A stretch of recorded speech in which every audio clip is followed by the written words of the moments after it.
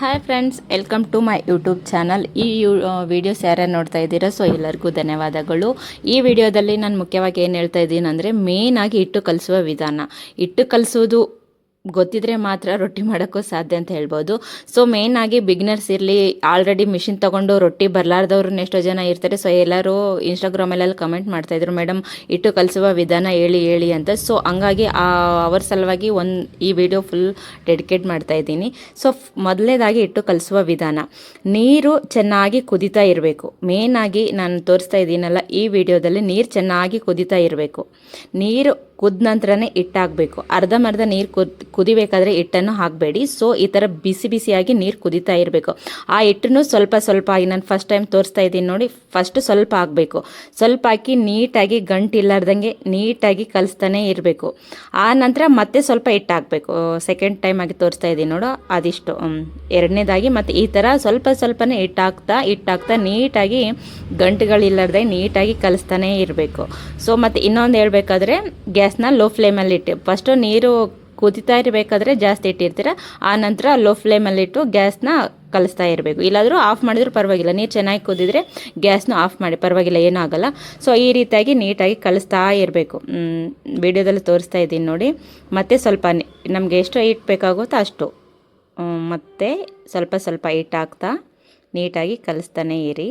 So ನಾನು ತೋರಿಸ್ತಾ ಇದ್ದೀನಿ ನೋಡು ಈ ವಿಡಿಯೋದಲ್ಲಿ. ಸೊ ವಿಡಿಯೋ ಸ್ವಲ್ಪ ನಿಧಾನವಾದರೂ ನಿಮಗೆ ಅರ್ಥ ಆಗಂಗೆ ನಿಧಾನವಾಗಿ ಹೇಳ್ತಾ ಇದ್ದೀನಿ. ನೀಟಾಗಿ ಕಲಿಸ್ತಾ ಇರಿ. ಇದು ಯಾವ ಥರ ಇರಬೇಕಂದ್ರೆ, ನಮ್ಮ ನೋಡಿ, ಮಾದಲಿ ನಮ್ಮ ಉತ್ತರ ಕರ್ನಾಟಕದಲ್ಲಿ ಮಾದಲಿ ಥರ ಮಾಡ್ತೀವಿ. ಸೊ ಈ ಥರ ಪರ್ಫೆಕ್ಟಾಗಿ ಈ ಥರ ಇರಬೇಕು.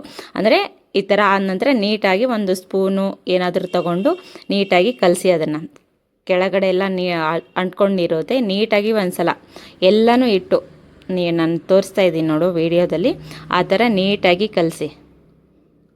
ಅವಾಗೇ ನಮಗೆ ರೊಟ್ಟಿಗಳು ಯಾವುದೇ ರೀತಿ ಅರಿಯೋದಾಗಲಿ ಮುರಿಯೋದಾಗಲಿ ಆಗಲ್ಲ. ಸೊ ಇವಾಗ ಹಿಟ್ಟು ರೆಡಿಯಾಗಿದೆ.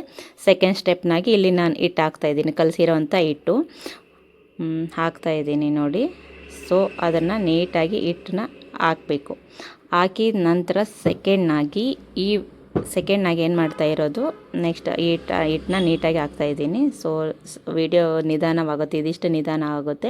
ಸೊ ಯಾಕಂದರೆ ನಿಮ್ಗೆ ನೀಟಾಗಿ ಅರ್ಥ ಆಗಬೇಕು. ಕೆಲವು ಜನಕ್ಕೆ ಗೊತ್ತಾಗಲ್ಲ. ನಾನು ಎಷ್ಟೋ ಯೂಟ್ಯೂಬ್ಗಳೆಲ್ಲ ನೋಡಿದೆ, ಹಿಟ್ಟು ಯಾವ ಥರ ಕಲಿಸ್ಬೇಕು ಅಂತ ಎಲ್ಲ ನೋಡಿದೆ. ನಾನು ಸ್ಟಾರ್ಟಿಂಗ್ ಮಿಷಿನ್ ಅವ್ರು ಒಂದಿನ ಬಂದು ಡೆಮೋ ಕೊಟ್ಟು ಹೋಗ್ತಾರೆ ಅಷ್ಟೇ, ನಮಗೇನು ಅರ್ಥ ಆಗಲ್ಲ. ತಿರ್ಗಾ ನಾವು ಹಿಟ್ಟು ರೊಟ್ಟಿ ಮಾಡಬೇಕಾದ್ರೆ ಸ್ವಲ್ಪ ಕಷ್ಟನೇ ಆಗುತ್ತೆ. ಇನ್ನೂ ಒಂದು ಏನಂದರೆ, ಹಿಟ್ಟು ಹಾಕಿದ ತಕ್ಷಣವೇ ರೊಟ್ಟಿಯಾಗಿ ಬರಲ್ಲ. ಅದೊಂದು ಮಾತ್ರ ನೆನ್ಪಿಟ್ಕೊಳ್ಳಿ. ಕೆಲವು ಜನ ಮೆಸೇಜ್ ಮಾಡ್ತಾರೆ, ಮೇಡಮ್ ಯಾಕೆ ರೊಟ್ಟಿ ಚೆನ್ನಾಗಿ ಬರ್ತಾ ಇಲ್ಲ. ಹಿಟ್ಟು ಹಾಕಿದ ತಕ್ಷಣ ರೊಟ್ಟಿ ಬರಲ್ಲ. ಅದು ತಿರ್ಗಾ ನಾವು ಒಂದು ಸಲ ಅಲ್ಲ, 2 ಸಲ ಅಲ್ಲ, 3 ಸಲ ನಾವು ಹಿಟ್ಟು ಹಾಕಬೇಕು ಅದಕ್ಕೆ. ಈಗ ನಾನು ಹಾಕ್ತಾ ಇದ್ದೀನಲ್ಲ, ಸೊ ಆ ಥರ ಹಿಟ್ಟು ಹಾಕಿದ ನಂತರ ಅವು ಒಂದು ಒಟ್ಟಿಗೆ ಎಲ್ಲ ರೊಟ್ಟಿನೂ ಬರಲ್ಲ. ಒಂದೊಂದು ರೊಟ್ಟಿ ಬರ್ತಾ ಇರುತ್ತೆ. ನಾವು ಚೆನ್ನಾಗಿರೋದನ್ನ ರೊಟ್ಟಿನ ತೆಗಿಬೇಕು, ಚೆನ್ನಾಗಿಲ್ಲದ ರೊಟ್ಟಿನ ಮತ್ತೆ ಹಿಟ್ಟು ಮತ್ತೆ ಉಲ್ಟಾ ಹಾಕಬೇಕು. ಅದಕ್ಕೆ ನಾನು ಹಾಕ್ತಾ ಇದ್ದೀನಿ ನೋಡಿ. ಚೆನ್ನಾಗಿರೋವೆಲ್ಲ ತೆಗಿತೀನಿ.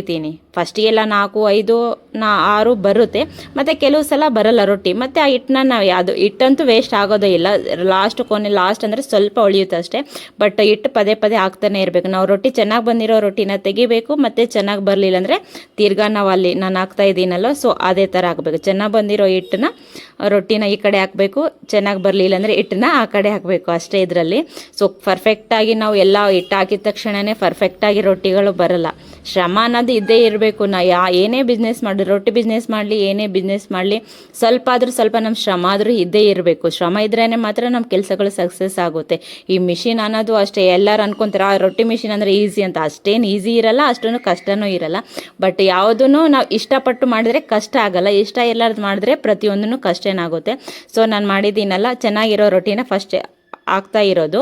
ಯಾವ್ಯಾವ ಚೆನ್ನಾಗಿ ಬರಲ್ಲ ಮತ್ತು ತಿರ್ಗಾ ಹಿಟ್ಟನ್ನು ಮತ್ತೆ ಅದಕ್ಕೆ ಹಾಕ್ತೀನಿ ನಾನು. ಸೊ ಹಿಟ್ಟು ಅನ್ನೋದು ವೇಸ್ಟ್ ಆಗಲ್ಲ. ಆವಾಗ ಹೇಳಿದಂತೆ ಹಿಟ್ಟು ವೇಸ್ಟ್ ಆಗಲ್ಲ. ಲಾಸ್ಟಿಗೆ ಅಂದರೆ ಸ್ವಲ್ಪ ಹಿಟ್ಟು ಉಳಿಯುತ್ತೆ. ಏನೇನು ಈ ಥರ ಚೆನ್ನಾಗಿ ನಾನು ವಿಡಿಯೋದಲ್ಲಿ ತೋರಿಸ್ತಾ ಇದ್ದೀನಿ ನೋಡಿ. ಚೆನ್ನಾಗಿ ಬಂದಿರೋ ರೊಟ್ಟಿನ ಈ ಟೇಬಲ್ ಮೇಲೆ ಹಾಕ್ತೀನಿ. ಇನ್ನು ಸ್ವಲ್ಪ ಹಿಟ್ಟು ಲಾಸ್ಟಾಗಿ ಈ ಥರ ಬರ್ತಾನೆ ಇರುತ್ತೆ. ಪರ್ಫೆಕ್ಟಾಗಿ ಒಟ್ಟಿಗೆ 3 ಸಲ ಹಿಟ್ಟು ಹಾಕಿದ್ರೂ ಮತ್ತು 4ನೇ ಸಲ ಒಟ್ಟಿಗೆ ರೊಟ್ಟಿ ಬರಲ್ಲ.